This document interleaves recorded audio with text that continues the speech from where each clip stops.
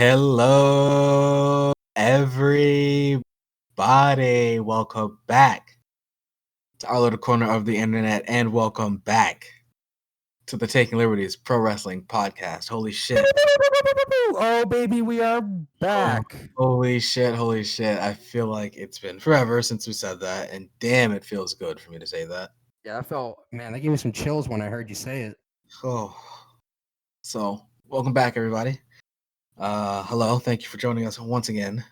We are Andrew and Marquise. It's weird saying my own name, but that's who we are. That's my shoot name. Yeah, this is Nene Sama, of course, but That's for true. Not gonna say my username because it's just a bunch of numbers and letters. But yeah, so we're back again. We are back today, and we are talking about some good old Impact Wrestling, of course, TNA Impact.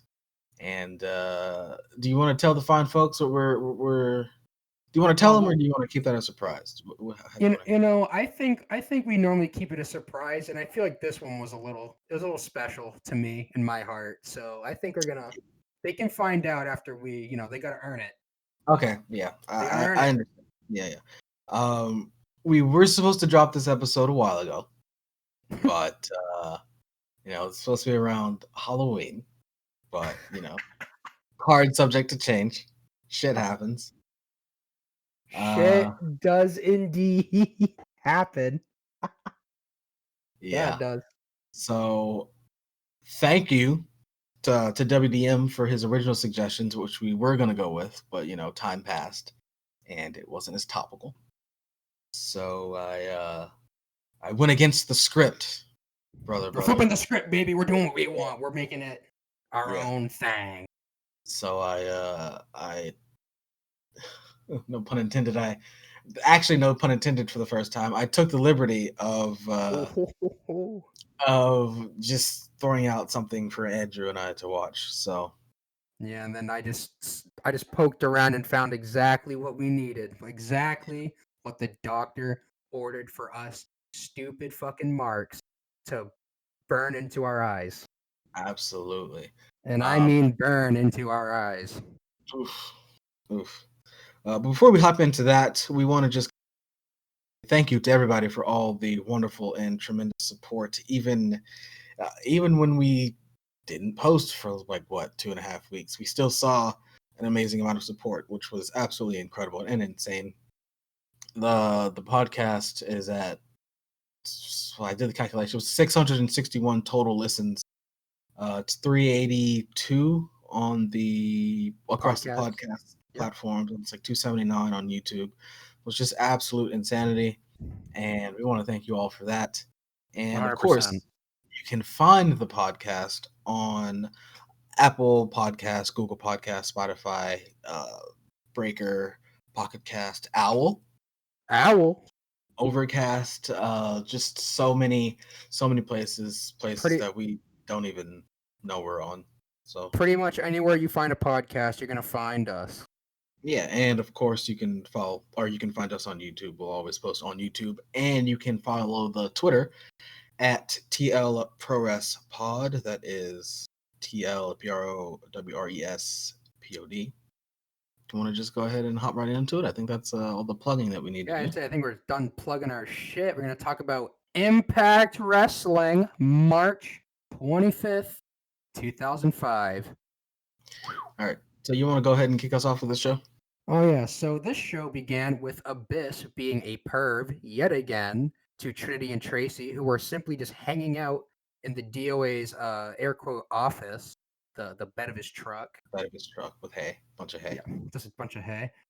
We see as Abyss is terrorizing these ladies, AJ Styles and some random bald guy walk by, and I guess AJ Styles was not too keen on Abyss being a weirdo to these ladies.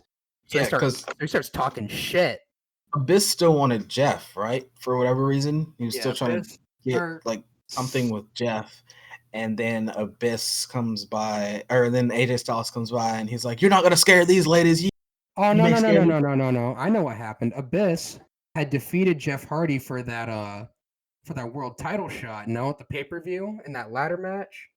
And so Abyss went to go see Trinity and Tracy to have it, I would assume, like notarized or whatever to like set the match.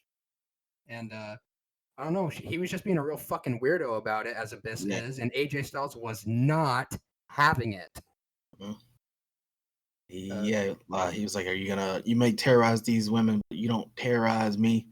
You don't Come on, scare big me." boy." Yeah, just attacking Abyss, really. Yeah. And then after that, they cut to Don West and Tenay, who just explain to us exactly why Abyss was being a weirdo. For anyone who, like you fucking idiot, forget. Yeah. AJ Styles comes back and brawls with Abyss for being a total prick. Pretty much, yeah.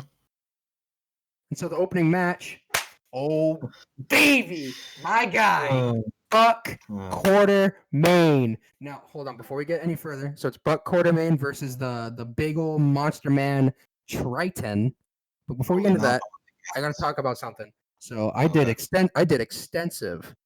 Okay. I got the whole research team on this, bro. All my people looking into Buck Quartermain. I had to know what this man was about. Come to find out, this dude debuted in pro wrestling in like 1995. Really? This guy worked in the 10 year at this point. Yeah, this dude worked in the Fed, in WCW, ECW. This dude worked everywhere, and honestly, that's my guy. Wow. I don't know if I would ever believe you if you had told me Buck Quartermain has worked in all of the independent professional wrestling, all of the largest professional wrestling promotions, excluding obviously AEW. Doesn't count. I mean, he's been retired. Yeah. I think if I read correctly, he's been retired since about 2008-ish. Okay. Wow. Buck Quartermain doing big things very clearly. 10-year vet. Worked for all of the grand wrestling promotions in the West. It's kind of nutty, honestly. Hey, when I said weeks ago Buck Quartermain's my fucking dude, all this did was just further confirm to me that Buck Quartermain is that dude. I don't care what you say. I don't care what others say. To me, Buck Quartermain is the dark horse.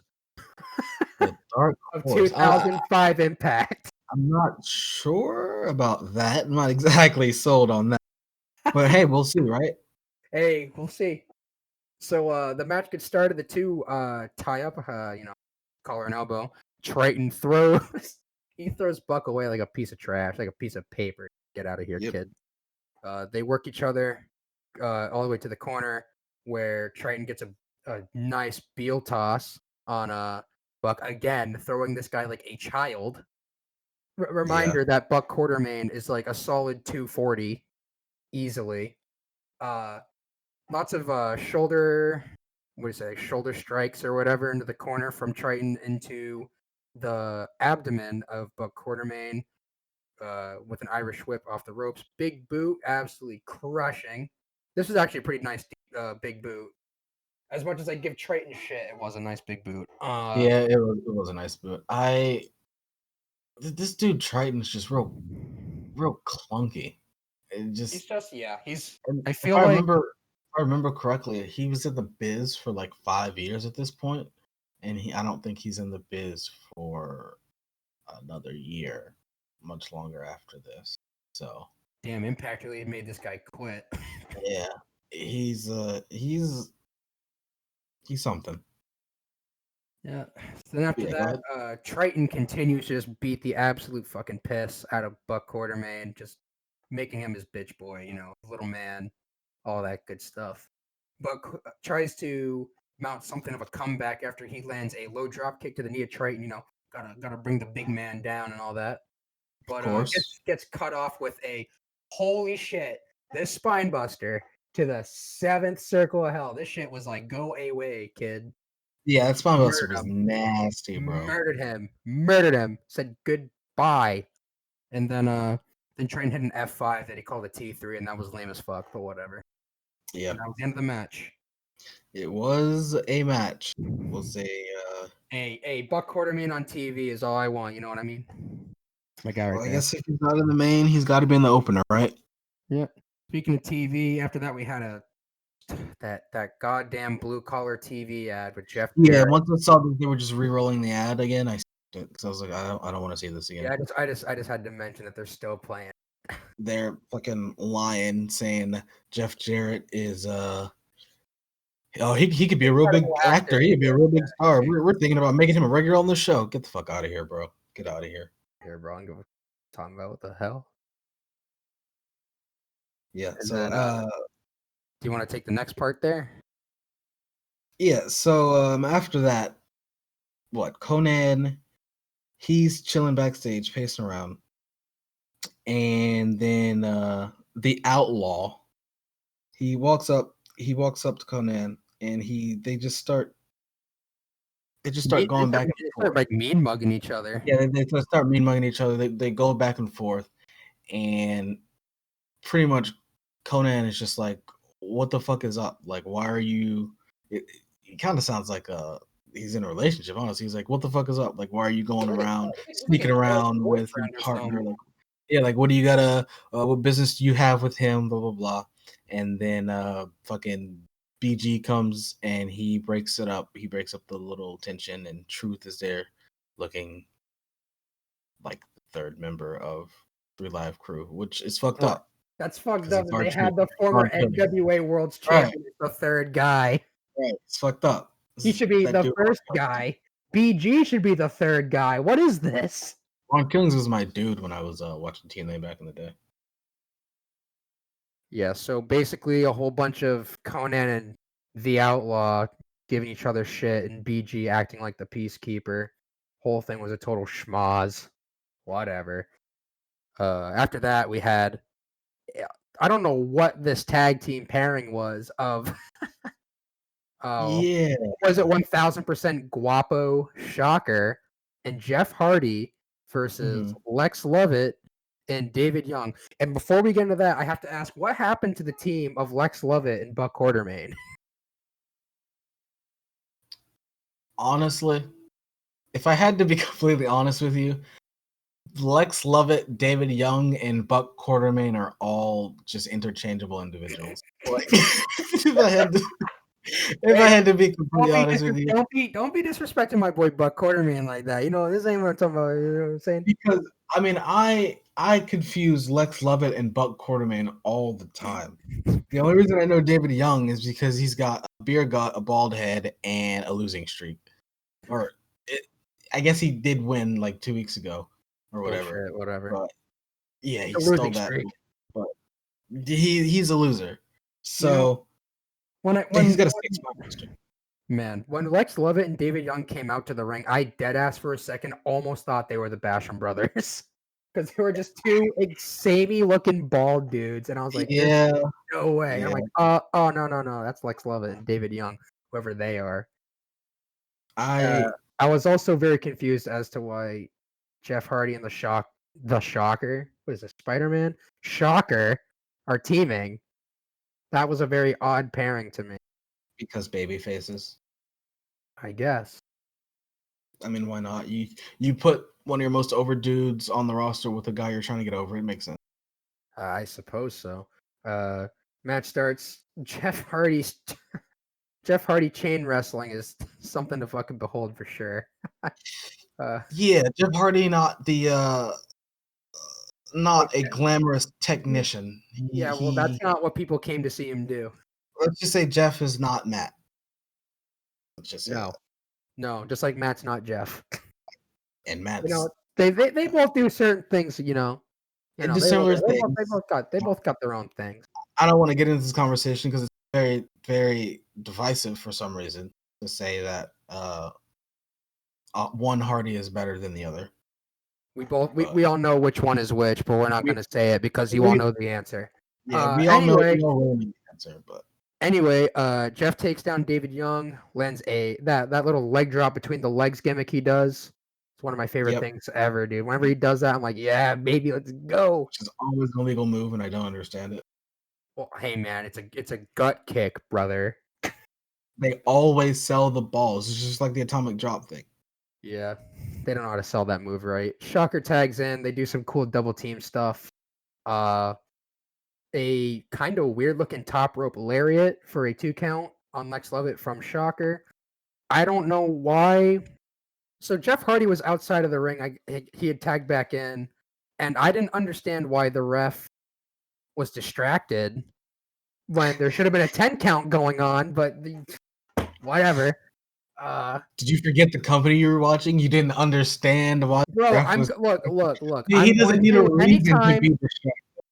Anytime I see bad officiating, I'm gonna say something. Okay, we are I mean, I documenting agree. this. Fuck. I mean, this is Yeah. This happens a lot, quite a lot. Yeah. David Young tags back into the match, and he hits Jeff Hardy with this super shitty looking back body drop. Hardy basically did a front flip right over him and got like no height. It looked awful.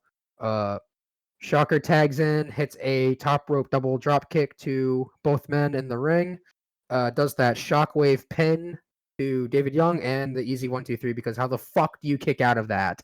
Definitely stealing that pin to shot I'm definitely taking that because fuck. Just the hammer lock. Dude, that thing is crazy. That reminds me of another move that I want to yoink too.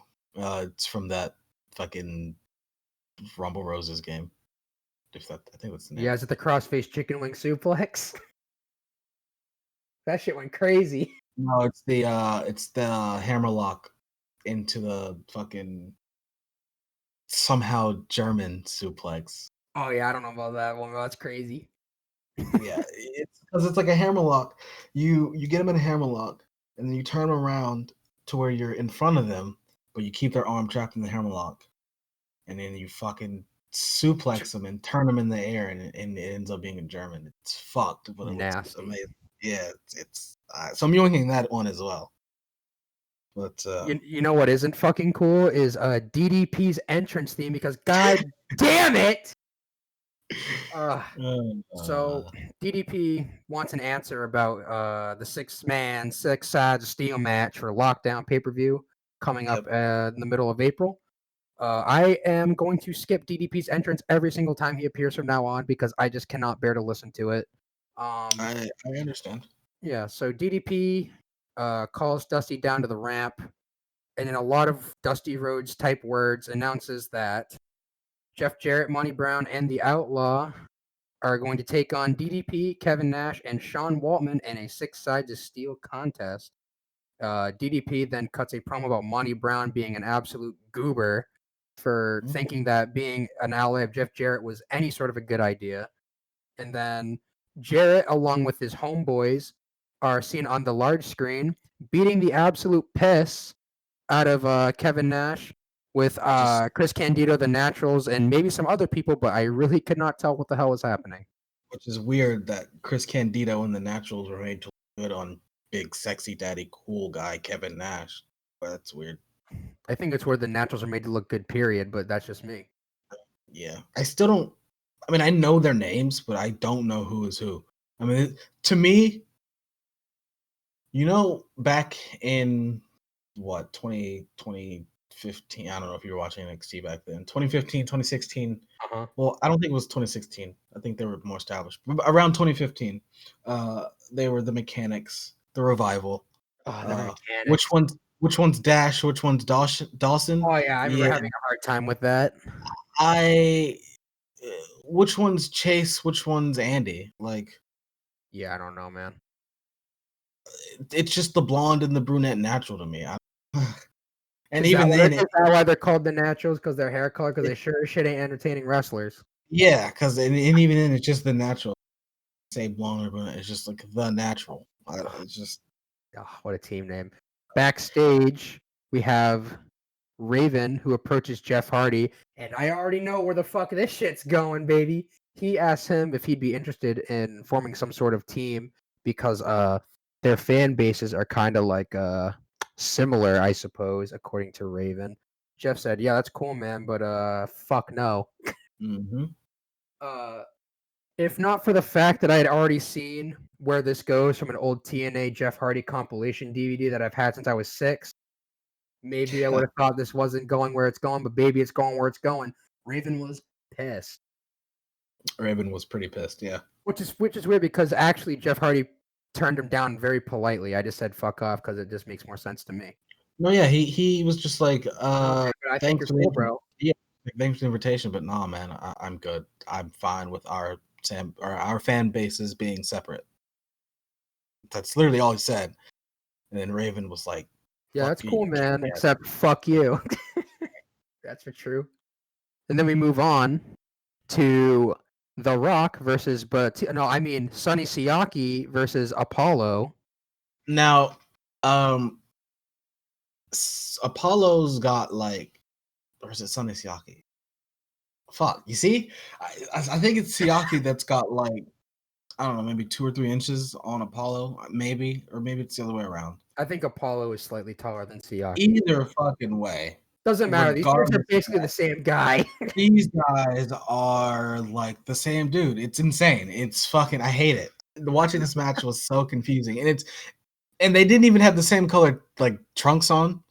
So I shouldn't have got. Okay, here's why I'm Like, it's really the only way I knew, but I still shouldn't have gotten as confused as I was.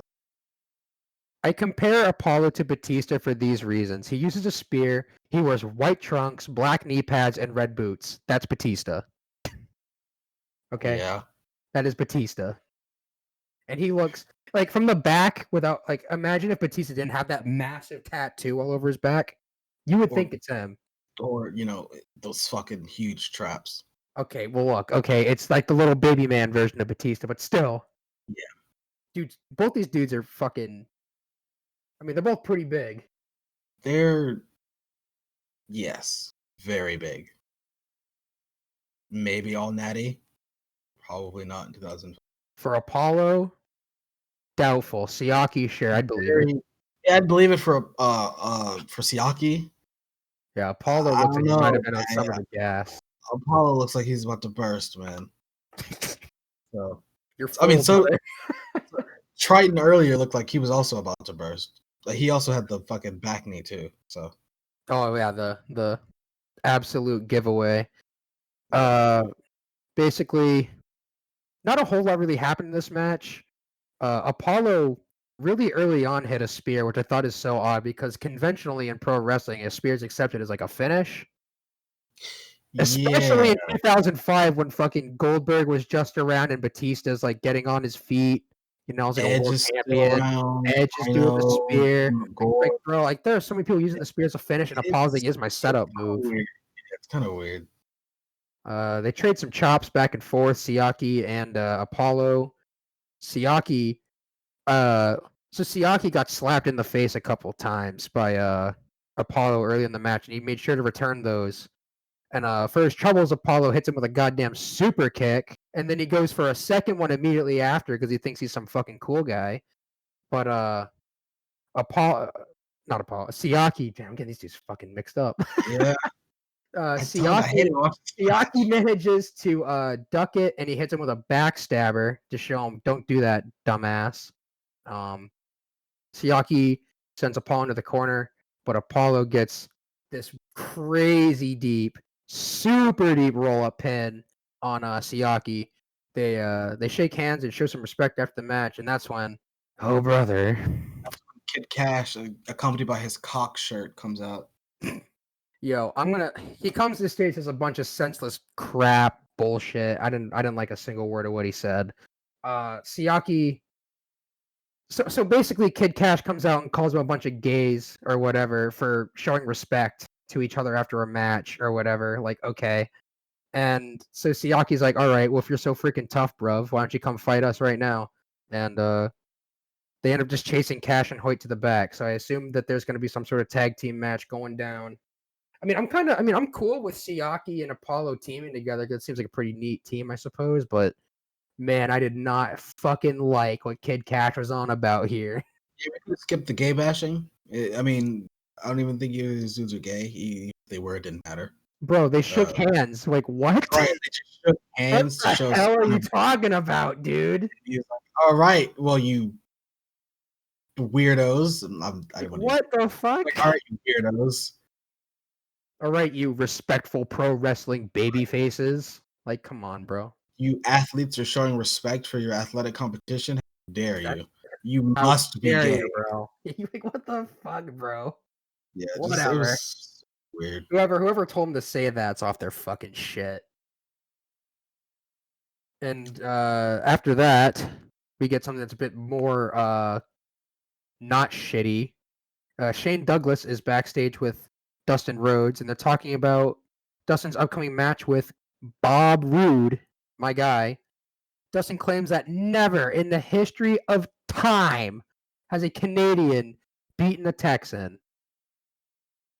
Sounds about right. Sure, yep. Uh, Scott D'Amore takes massive exception, telling him about all the times Bret Hart beat Shawn Michaels' jabroni ass all over. Oh no, he didn't say none of that, but he did say that Bob Roode is better than any wrestler who has ever come out of Texas. USA, USA, USA, USA, USA. Hell I don't yeah! know about that either. Man, everyone's being senseless on this show. It's crazy. Speaking of senseless, the main event, Phi Delta Slam, my absolute favorite team in all of Impact versus America's Most Wanted. Yeah, whatever those dudes are about. Yeah, I got Phi Delta Slam, brother. Okay, so I don't exactly remember these dudes' names. I think it's like Big Tilly and Yeah, Big Tilly and Bruno. Here's the thing. The only thing redeemable about Phi Delta Slam is that top rope splash. That is the only thing about them that is redeeming. well, Oh, and Trinity. yeah. Well, that's because they're both like 400 fucking pounds, so it Yeah, has no so a choice. 400-pounder doing a splash is sick. But But like otherwise, get rid of these dudes, please. these dudes don't know how to apply a headlock, and I mean that literally. Like they do it on the Yeah, it was loose and just didn't look good and they fucking do it on the right side instead of the left. They do a lucha headlock, which like it's fine in Mexico, but that's not how we work over here. that's how it goes, brother. Bruno extends his leg back after Chris Harris goes for an up and over in the corner, so he gets a free nut shot on him. I thought that was pretty smart. Yeah. That was one of the that was one of the few things that these Phi Delta dudes did that was pretty good. After that, Harris starts to kind of mount a comeback, tags in the Cowboy James Storm into the ring, who is just an absolute house of fire, just absolutely annihilates these dudes, bro. He just cleans up, Phi Delta Slam real quick. Before AMW could put these nerds away, Team Canada strikes, and it all kind of ends as Big Tilly goes for a top rope splash, but Dustin Rhodes, ever American as ever, comes to the rescue of AMW and gets a few decent shots on Bobby Roode. There's a whole bunch of brawn and whatever, and the baby faces come out on top, and they're like, "Oh, we're going. See you next week." And that was the main event. Oh, And that you know, was I gotta ask, you know, what the fuck was this show? I don't know, dude. I'm hoping that it gets better. Like there was like what we saw who we saw AJ and Abyss in the opening seg, and we saw Conan and Bill Gunn for a minute, and then we saw Jeff Hardy and Raven, and then there wasn't a whole lot else. I don't know. Everything just feels so filler. Like the entire show It was filler. feels Yeah, like every match on the show meant absolutely nothing. yeah, and I don't. I feel like it's felt that way for like the last 2 or 3 weeks now. Yeah, So I'm really hoping that at least soon we get like at least one like like a good show, good show, or hopefully everything resets after the after this upcoming pay-per-view. They start taking things. Yeah, I'm hoping that some sort of direction is taken and they kind of I don't know. They need something here because having matches like Phi Delta Slam in the main event and fucking Triton in the opener, like dog, this ain't it. this ain't it. Like the only like actually decent match was Siaki and Apollo. That was the only match that was decent, and it went like 4 minutes. It was followed by some bullshit with And it was followed with Cash. some bullshit that really got me upset and pissed. So kind of ruined it.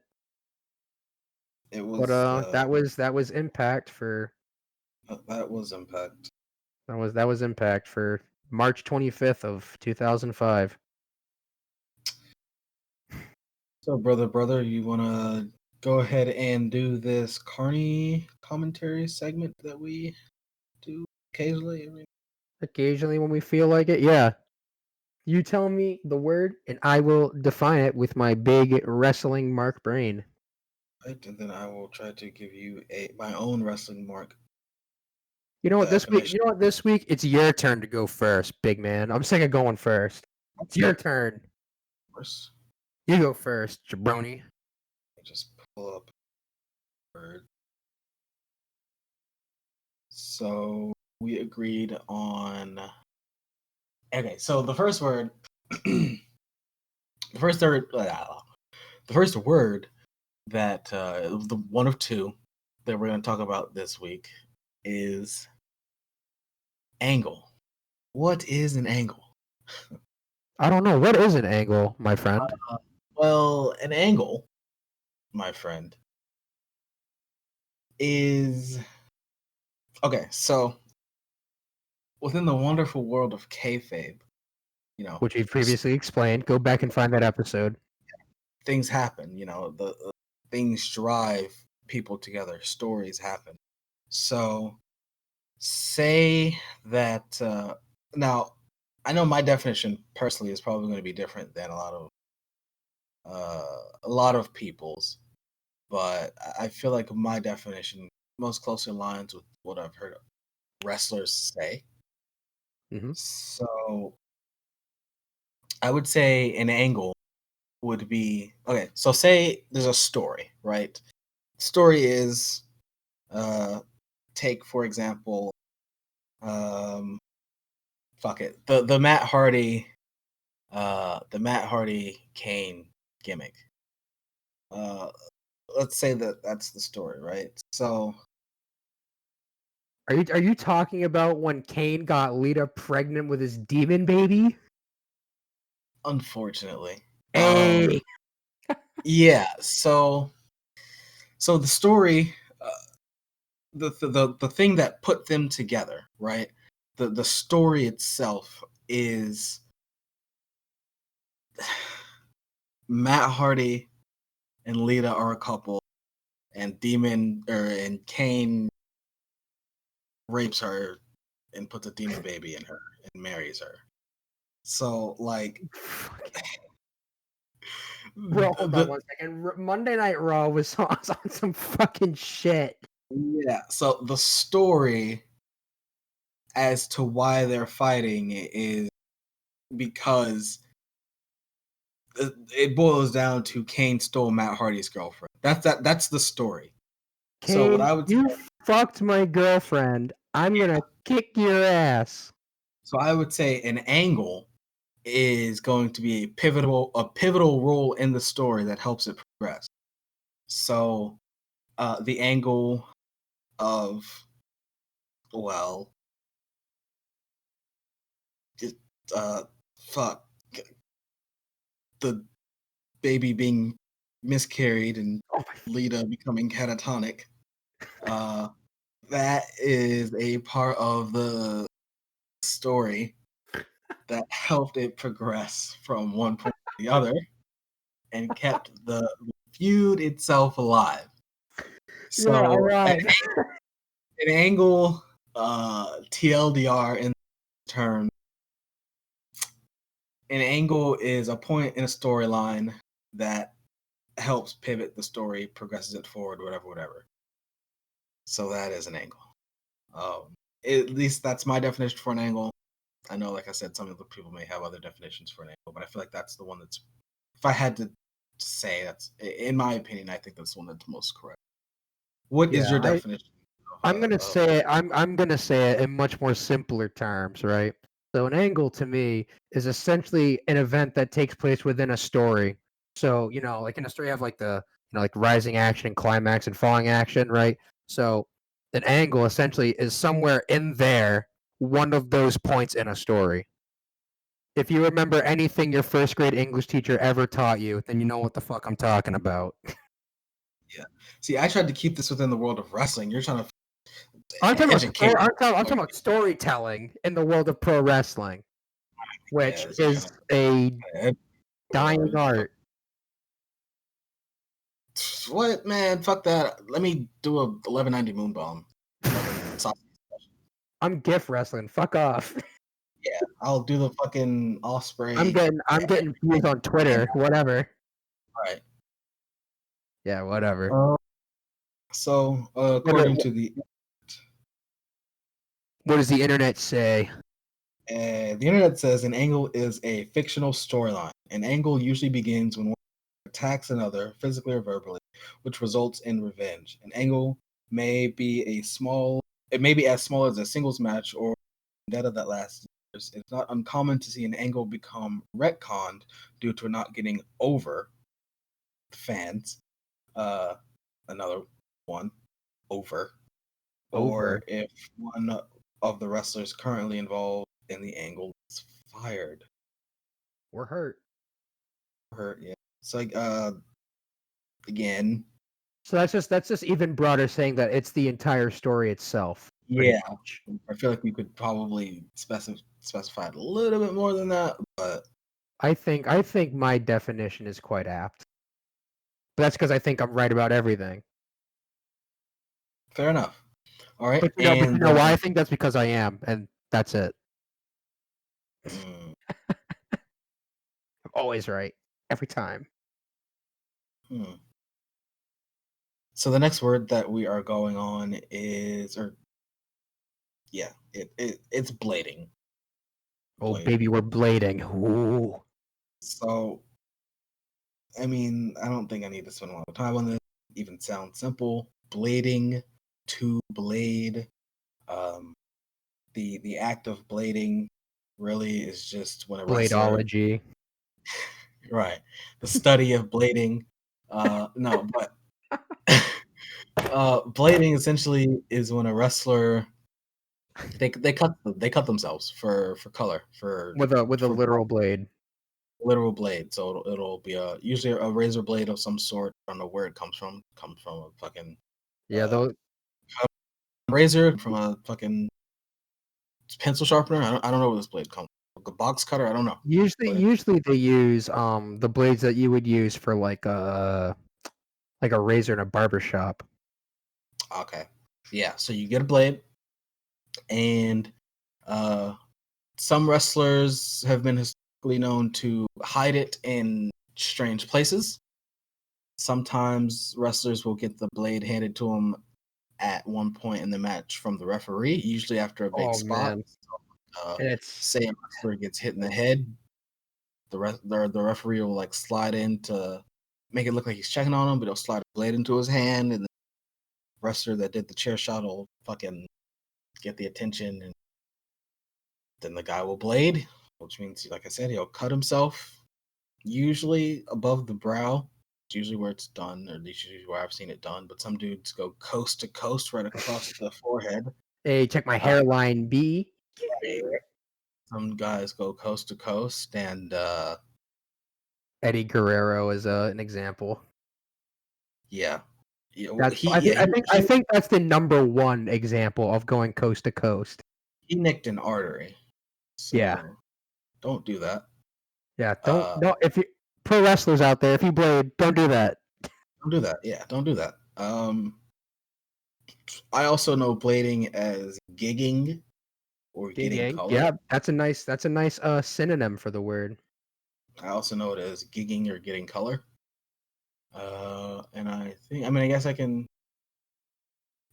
Yeah, I mean, I know historically, like Hulk Hogan, notorious liar, so take this into salt, has said that he likes to hide his blade under his tongue during matches. Bullshit. Yeah. I don't believe a fucking word of that. Bullshit. No motherfucker this side of the Atlantic is doing that. Or the Yeah, Pacific, I should say. So yeah, he said that he likes to hide his blade under his tongue and then, spit it out when time's right, do the old gig job and put it away. Ric Flair is a guy who, if I had to kill the business, Ric Flair is a guy that would hide a blade in his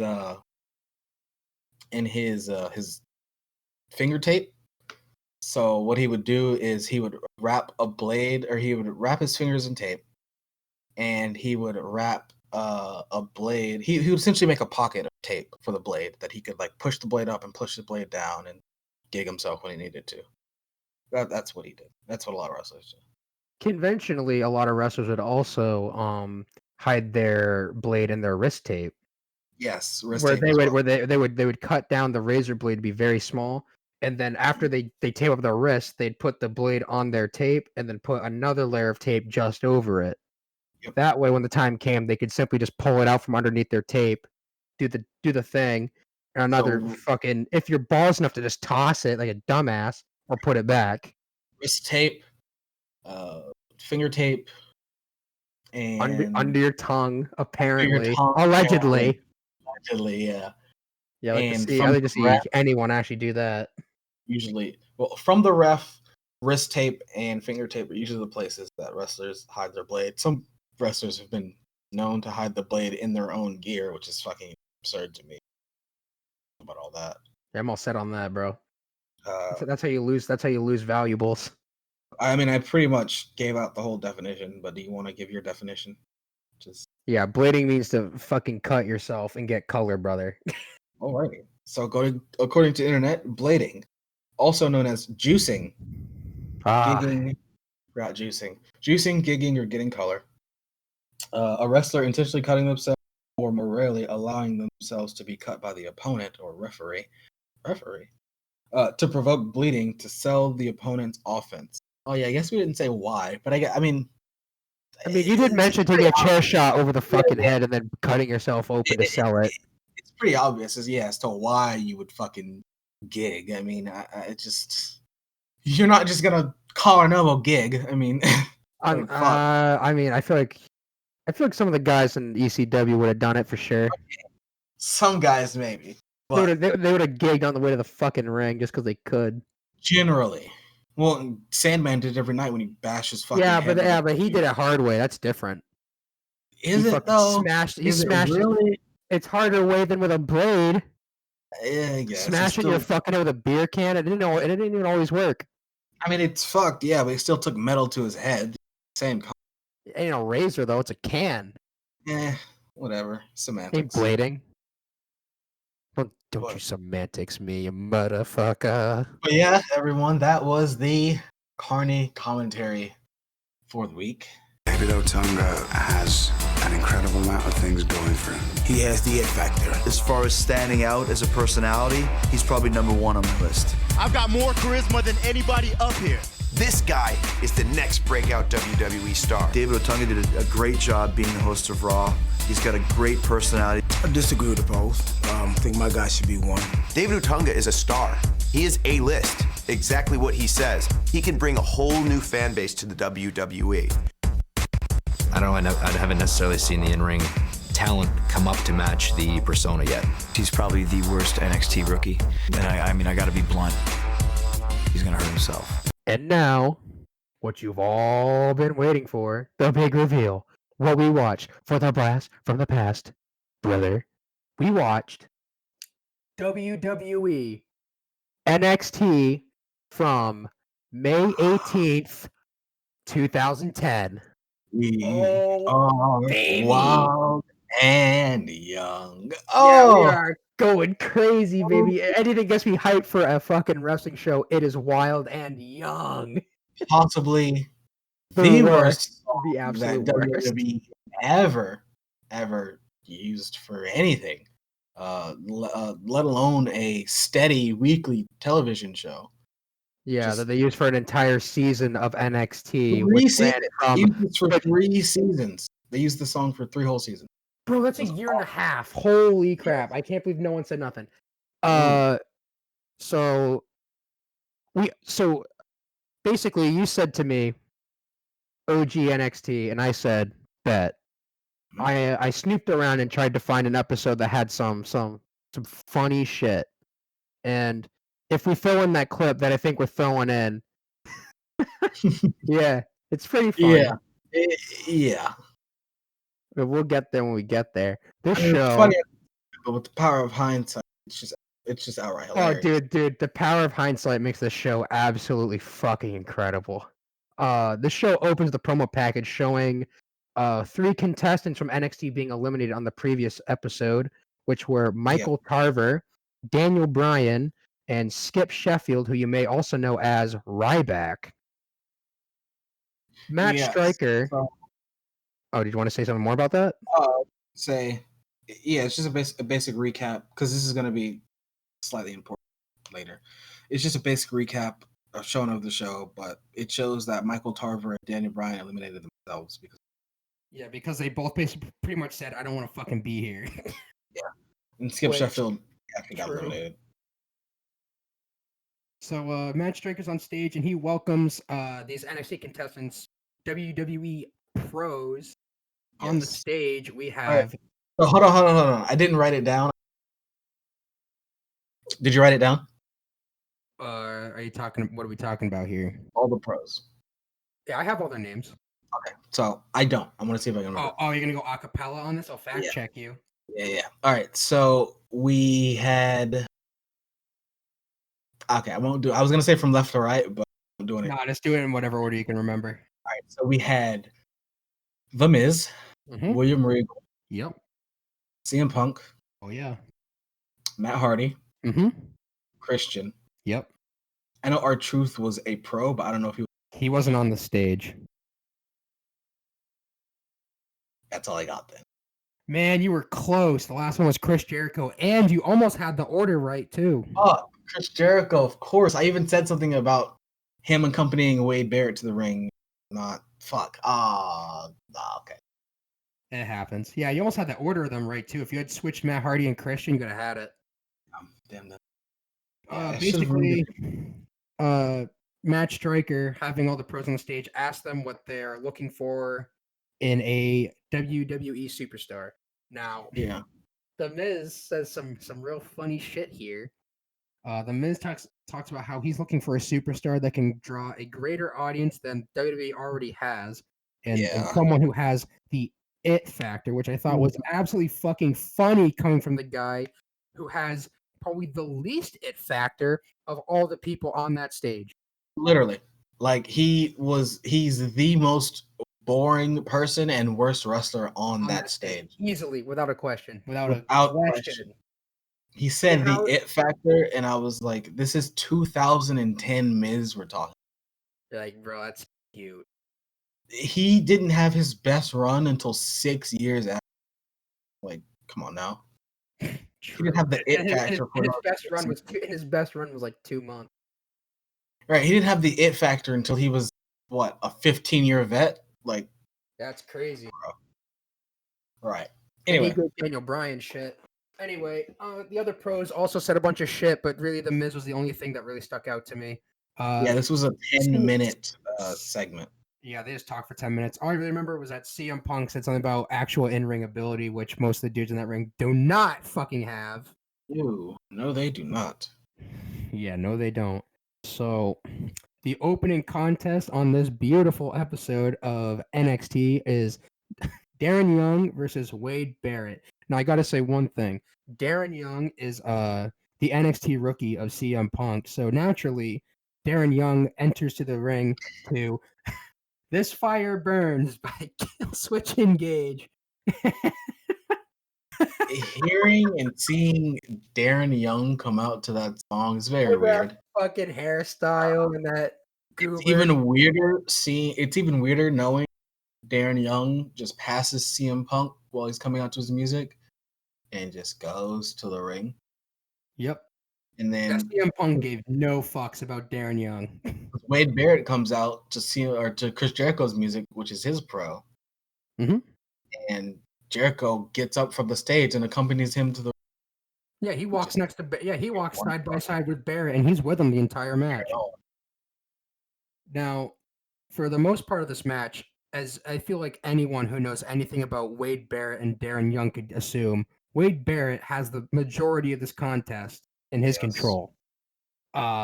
Especially in the beginning, there was one filthy punch that Darren Young threw that I think probably connected a lot better than he meant it to. Yeah, that thing sounded dirty. Potato show actually, but yeah, like dude just threw a straight up right hand at him for no reason. yeah, I don't know if it was a timing issue or if it was intentional shot, but they both went for a double punch, and Darren Young it was a worked punch from Barrett, but Darren Young actually clocked Barrett. Yeah, he just straight punched him, which is funny because Barrett completely no-sold.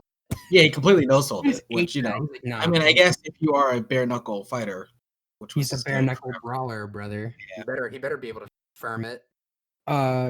So some more wrestling, some more bullshit. Darren Young goes to the top rope, gets crotched by Wade Barrett, gets pulled up on the shoulders with a wasteland. Barrett wins.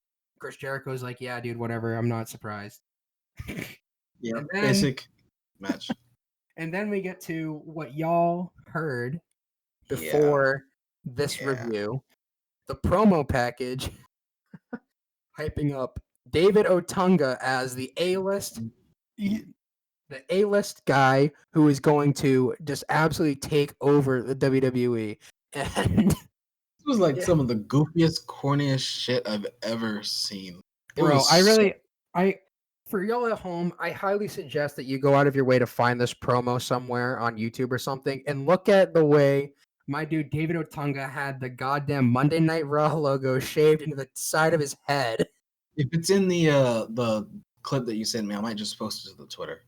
Oh, absolutely. Yeah, then take a look at our Twitter at TL Pro Rest Pod, please. And take a look at that. Basically they're all hyping him up, and then the heels are hyping up David Otunga, and the faces, besides CM Punk, who just does not give a fuck, are just completely clowning, saying David Otunga is the dirt worst and he fucking sucks and he needs to go away, and he's only famous because he's married to Jennifer Hudson. Yeah, and they're not he's gonna hurt himself or someone else. Yeah, and then they're not even married anymore, so that sucks, bro. Then we go back to Matt Striker in the ring with Michael Tarver and Daniel Bryan. Yes. So so Michael Tarver started off this promo by saying, well, he said the words "someone like me." Yeah, I did not know where the fuck that was going. Yeah, I didn't know where it was going. I tried to keep it up in my out. And then he proceeded to say, well, if you line up, if you line up 8 limos and all of them are white, but you got one that looks like me, then of course it's gonna stand out. And I'm just thinking, like, what the fuck is this analogy, Michael? First off, I didn't understand because there were other black dudes in the competition. Secondly, he's claiming racism as to why he was eliminated, but he eliminated himself. Which Matt Striker makes sure to remind Michael Tarver of. Yeah,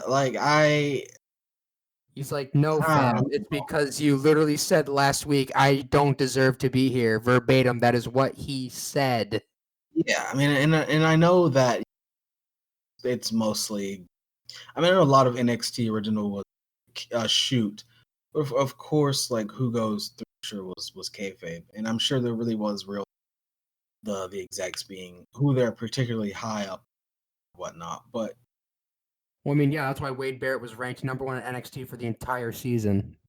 From all accounts, though, when you listen to wrestlers, even wrestlers that have since left WWE, even when they talk NXT back in the day, they're like, yeah, pretty much everything was a shoot. So I'm just, he eliminated himself is really all I can think about. Like he eliminated him. Well, yeah, because like I said, the dude literally said on the mic in front of a literally full arena, I do not deserve to be here. And so he got eliminated because he felt that Matt Striker said to him, "How can the WWE universe believe in someone who doesn't even believe in themselves?" And you know what? You know what? Great point. Yeah. So Daniel Bryan is also there, and he cut a different promo. He was also asked the same question: "Why'd you eliminate yourself?" And he cut a promo that, in hindsight, shit, he could cut this today. He could cut this right now on an episode of SmackDown, and I'd be like, "Preach." He could say the same thing word for word and be like, "Right," because it's true. He basically said that he was eliminated from the competition because WWE is a corporate monster and he is a man-made, self-made, just wrestling machine, and he's made his own brand on the independent circuit, and he didn't do it within the WWE brand, so they don't like that. They don't like that they can't control him and that he is or that he has not their product. Yeah, he's not a product of the WWE, and it's such a good promo. It's just such a good promo. And then he, goes. Daniel Bryan he basically says that WWE management cannot afford to be prejudiced about who they choose to push because guys like Daniel Bryan can make WWE so much money. And in hindsight, he was dead fucking right because if you remember, how over was the Yes Movement in 2014? That shit was so over. They were doing it at soccer games in Europe. He was saying like, yeah, he can make them a lot of money, but he's not big and he doesn't fit the archetype WWE, the archetype. And he was even saying at one point he turned to the Miz and was, "I am better than you." And you got CM Punk and William Regal like, so much by a lot. Yeah. Bro, that popped me. They're like, yeah, he is. So much, but yeah. Yeah. So yeah, he like you said, in hindsight, it's amazing. And they really couldn't afford to be prejudiced about who they pushed. But Vince tried tooth and nail anyway until he literally didn't have a choice. Yeah, but now you also have to remember that this is 2010, right? So I bet like an average Monday Night Raw rating was still like a good 4 or 5 million, right? No, yeah, absolutely. And now we're like, within 2 years, we could easily see 1 million because WWE is prejudiced on who they decide to push because they don't fucking know how to make money. I mean, even at the or even like when the 3-hour shit started, I think they were on good Raws. They could still draw a consistent 5, which is crazy to think about. That was like only 7 years ago. They could draw a consistent 5. Yeah, if it was Vince McMahon would probably like sacrifice his own family to get a 5 again. Right. If it was just an average show, they'd probably sit around like if it was a real good show, we usually get about a 5. And it's crazy, yeah, like you said, he would probably sell his family to get those numbers back. And like I don't want to hark on this because I don't like talking WWE. There are many reasons to why this business is losing viewers. Well, yeah, I mean the pro wrestling scene itself has lost steam consistently over the last 20 years, and it is almost entirely the WWE's fault for sucking so many eggs. I agree, but I feel like the decline from 2013 or whenever they went to 3 hours to now. Oh, was it? I feel like drastic compared to the 13 years prior. Absolutely, it's more of a significant thing that they should worry about than absolutely. Now they should very slow burn from the Attitude Era to the beginning of pretty much the beginning of that, like the indie wrestler era of WWE, which I guess you could really say kicked off with Daniel Bryan getting big. I mean, they lost pretty much 1 million viewers in a year, right? I remember probably about 2 years ago. Yeah, they bled some serious Around viewers. Rumble season, they were pulling like 2, and then Rumble season last year. They were barely getting over 1.5. No, Rumble season last year, I think. Or no, last year. Or no, this year was barely over 1.5. I think last year they were barely pulling 2s.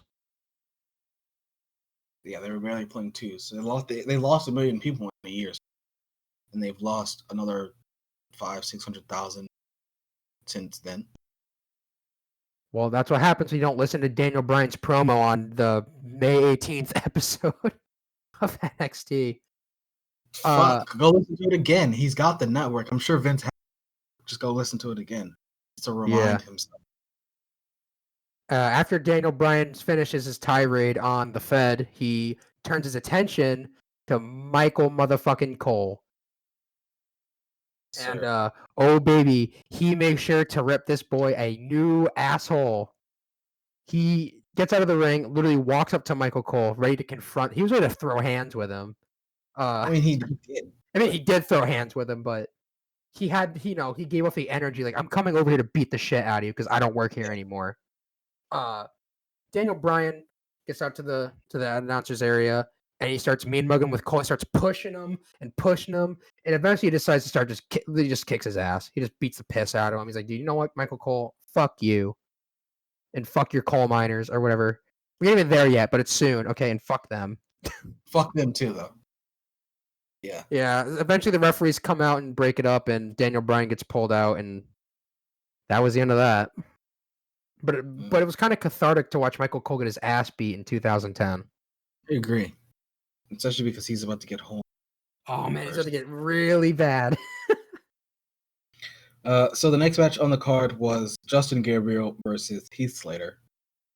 This was the main event of the card, bro. Yes, the main event. Next and last match of the card. Yes. Fucking Justin Gabriel was throwing some potatoes in this match. Justin Gabriel he didn't care, bro. He's like, fuck this. But like one of the first moves in this match is Gabriel attempting a Pescado, and Slater just kicks him out of the air. Like he just kicks him out of the air. It's fucked. Yeah. Moments after the match starts, Michael Cole just walks away from the commentary table because he just couldn't be bothered. So he just left Josh Matthews on. Yeah, he just left Josh Matthews at the table all by himself to call it on his own. Now I will say that this Josh Matthews is not even close to as bad as Impact Wrestling Josh Matthews. That's not even up for debate. Mostly because in this match, Matthews was just calling the moves, which first off, I can't even listen to Impact Josh Matthews because they do something to his microphone. They turn down the bass in his voice, and it makes. I hate it. It's weird. I don't like it. So I can't even listen to it because it's real cringe. Especially because I know how he's supposed to sound. So that makes it worse. And then he's just so insufferable whenever I hear his Impact commentary. Fuck, get on with it. Yeah, thankfully he did pretty okay by himself here. Heath Slater hit a dirty, filthy, sick, nasty double-A spine buster on Justin Gabriel. I thought that this could have been the end of the match right here. Like I would have bought on that. Okay, I would have bought it. Fucking creamed this dude. Just oh man, bro. He said, "This is my die move." Flattened him. Yeah, you got a 2 count for that one. Some more wrestling around until Justin Gabriel gets back on top, hits a 450 on Slater for the W. Yep. And then they have Skip Sheffield, the Ryan Gorilla back, talk about how he was eliminated because he is the biggest threat on NXT. And that's what literally anyone would say. Yeah. After that, we then see a Darren package, just hyping him up. You got Darren Young, and they're all talking about how hard he has it being CM Punk's rookie because he's like he's like the Miami party boy, and his mentor is the leader of the Straight Edge Society. So pretty much, yeah. You know, all things considered, I kind of wish that Punk had shaved his head just cause. I mean, if we ever I was about to say, if we ever review NXT, we might see it, but fucking no fuck. Do they ever do that? I don't know. I don't remember. It's been a very long time since I've watched this. Well, I mean, I didn't even watch the original NXT. I always just saw like funny commentary clips on YouTube because that's all I know about this show. You I know. watched like the first 3 seasons. Well, you're a stronger man than I. But yeah, so after this Darren Young promo pair, I guess it was kind of a hype package, really. Kinda. Unfortunate news for Darren Young, because we come to the main event segment, the elimination round, where we get all the fellas. It's Gabriel, Slater, Young, fuck, two other ones, Barrett, and I'm missing one, aren't I? There was Otunga. Otunga was there. So we get ready for elimination. Wade Barrett, number 1. Let me speak on this real quick, right? So we just watched in the main event, right? Justin Gabriel defeat Heath Slater, but and I'm fairly certain that Justin Gabriel has a better record in NXT than Heath Slater. 6-3. He was 7-3 going into that match. And that loss made Slater 5-5. Yeah, so Gabriel coming into this segment was 8-3 to Slater's 5-5, but Heath Slater was still ranked higher in on the leaderboard of NXT than Justin Gabriel for reasons I do not know. I don't know if you wrote them down, but I'm pretty sure I remember those rankings. So it was Wade Barrett at number 1, Tonga 2, Slater moved up to number 3. That leaves me with Gabriel and Young, right? Gabriel number 4. Gabriel was number 4, and then number 5, the man who was eliminated from this episode of NXT, the man Darren they just Young. hyped up. Yeah, the man they literally just did a hype package on. Darren Young is eliminated. He shakes Matt Striker's hands. He gets a live mic and just goes for the super baby face. I'm so happy to be here, and I respect you and you and you and you and whatever the fuck. And the crowd gives him the whole time up until I don't know what that was all about. And then the crowd says, "Na na na na, na na na na, hey hey hey, goodbye." And that is, see you later, bitch. Don't let the door hit your ass on the way out, jabroni. And then they replay the Daniel Bryan ass whooping of Michael Cole, and then the show goes off the air. Yes, it does. Now I got it. Now let me say one thing real quick before we start to think about wrapping this whole thing up. This episode of NXT, all in all, pretty good. It wasn't terrible. Yeah, Besides that opening segment being a little rough because it was just overtly long, the rest of the show was, in my opinion, very well paced. I mean, the David Otunga promo gave me some good laughs, a lot of good laughs. Yeah, if they could have just done something, I don't know, they could have just shortened that beginning bit a bit. They could have shaved 4 or 5 minutes off that. Yeah, it didn't. They were just shooting. They were literally just shooting the shit on the stage for 10 minutes while the fans watched. Yeah, it didn't need to be that long. Yeah. But, I think that is that's the show. Yep. So, yeah. What is this going to be? Episode 14, 15? I don't know. Somewhere in there. It's a number. It's a 2-digit number. That's all I know.